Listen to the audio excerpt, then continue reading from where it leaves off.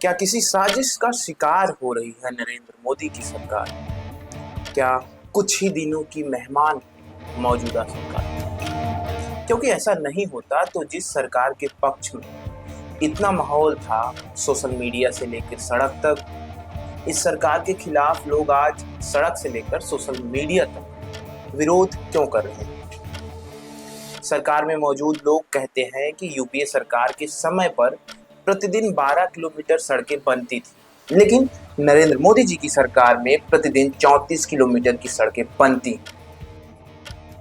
जहां UPA government में high speed corridor 93 kilometre का हुआ करता था, वहीं एनडीए गवर्नमेंट में हाई स्पीड कॉरिडोर 2474 किलोमीटर का हो गया है। लेकिन फिर भी एक के बाद एक मुद्दों में क्यों फंसती जा रही है नरेंद्र मोदी सरकार?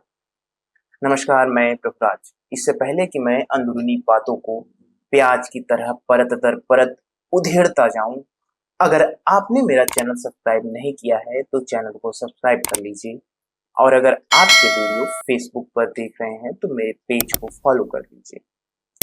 और आभारी रहूंगा आपका इस वीडियो को ज्यादा से ज्यादा लोगों तक पहुंचाने में आपके सपोर्ट के लिए। 1200 किलोमीटर के नए एक्सप्रेसवे बन गए योगी आदित्यनाथ की उत्तर प्रदेश सरकार, और बड़े बड़े विज्ञापन आए कि उत्तर प्रदेश अब एक्सप्रेसवे प्रदेश बन गया है। इस डेवलपमेंट की तारीफ होनी चाहिए। डेवलपमेंट की तारीफ करते वक्त जब आप यह तस्वीर देखते हैं जिसमें पंखे लगाकर एक्सप्रेसवे को सुखाया जा रहा है, तब सरकार के काम के ऊपर सवाल खड़े होते हैं। क्या आपको पता है लखनऊ से कानपुर को जोड़ने वाली सड़क को 1 किलोमीटर बनाने में लागत 57 करोड़ रुपए? तो फिर यह सड़क धंस कैसे गई? आज की इस वीडियो में बात होगी क्रोनी कंक्रीट नेक्सस के बारे में। क्या होता है यह, कैसे काम करता है? हर एक दिन उत्तर प्रदेश सरकार आपके टैक्स से कमाए हुए 2 करोड़ 32 लाख रुपयों को खर्च कर देती है। किसके लिए? शिक्षा के लिए?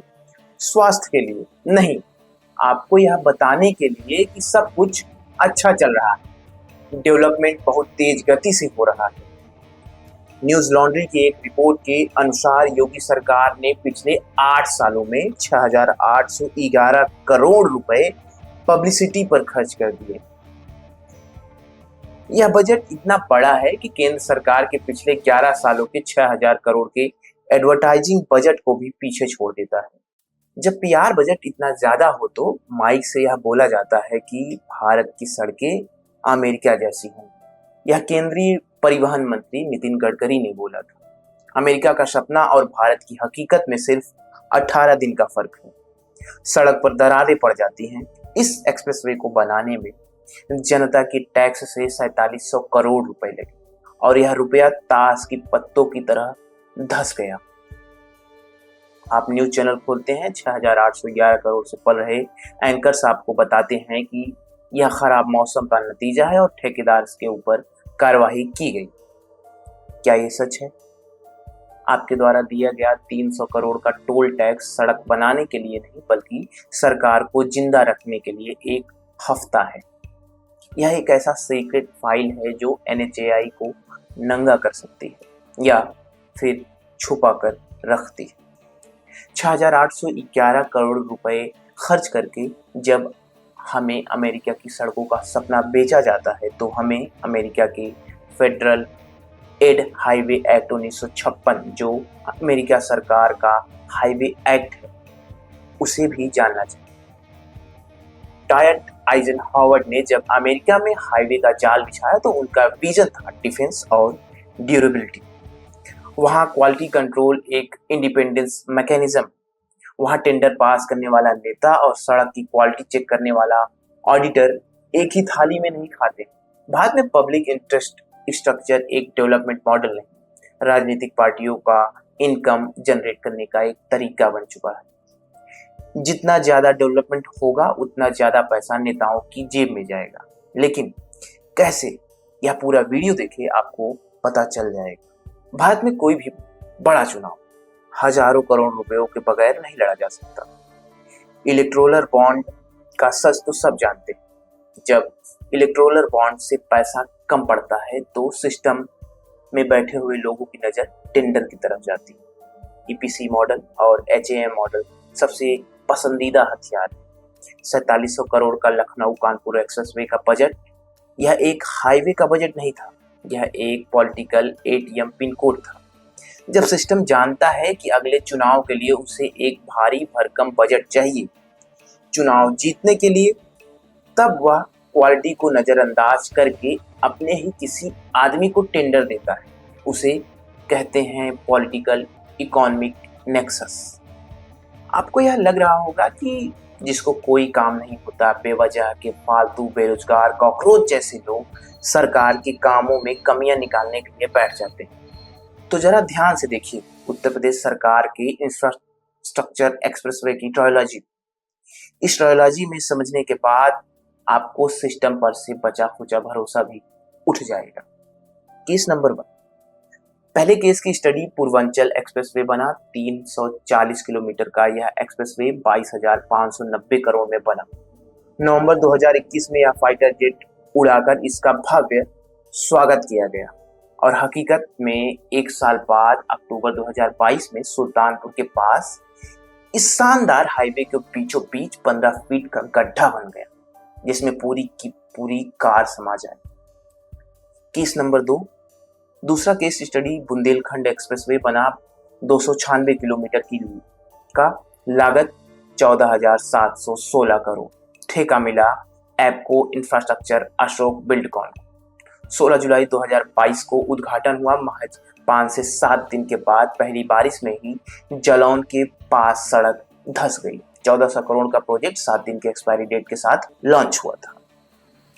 केस नंबर 3, गंगा एक्सप्रेसवे भी हाल ही में उभर कर सामने आया हुआ बड़ा गेम है। 594 किलोमीटर, कीमत 36,230 करोड़। 12 पैकेज में 8 अदानी एंटरप्राइजेस को सौंप दिए गए। बाकी काम IRB infrastructure L&T Apco infrastructure को मिला, जिसने बुंदेलखंड एक्सप्रेसवे को एक हफ्ते में डुबो दिया। अगर एक ठेकेदार आपकी छत बनाए और छत 7 दिन के अंदर गिर जाए, क्या आप उसे अपना 36,000 करोड़ का टेंडर देंगे? नहीं ना, लेकिन सरकार देती है, क्योंकि सरकारी फाइलों में काम की गुणवत्ता से ज्यादा सिस्टम के साथ आपका तालमेल देखा जाता है। अब आते हैं मुद्दे पर वापस। कानपुर लखनऊ एक्सप्रेसवे पर जो आजकल खूब सुर्खियों में 47 करोड़ की लागत से बना एक्सप्रेसवे 18 दिनों में धंस गया। जांच बैठी, ठेकेदार का नाम सामने आया, PNC Infratech limited. PNC Infratech limited, इस कंपनी के प्रमोटर और मैनेजिंग डायरेक्टर का नाम है प्रदीप जैन। प्रदीप जैन के सगे भाई का नाम है नवीन जैन। कौन है नवीन जैन? आगरा के पूर्व मेयर और सत्ताधारी पार्टी के उत्तर प्रदेश से राज्यसभा सांसद। इस इन्वेस्टिगेशन का पहला किल शॉट। क्या ये भाई भतीजावाद नहीं, पॉलिटिकल मोनोपोली नहीं है? जब टेंडर पास करने वाला नेता और मुनाफा कमाने वाला ठेकेदार एक ही घर के नीचे बैठकर चाय पीते हो तो अकाउंटेबिलिटी कहां से बचेगी? पहला नेता टेंडर में से अपना कट लेते थे, लेकिन अब नेताओं के रिश्तेदार ठेकेदार बन गए। पूरा का पूरा कॉर्पोरेट प्रॉफिट एक ही घर में चला जाता है।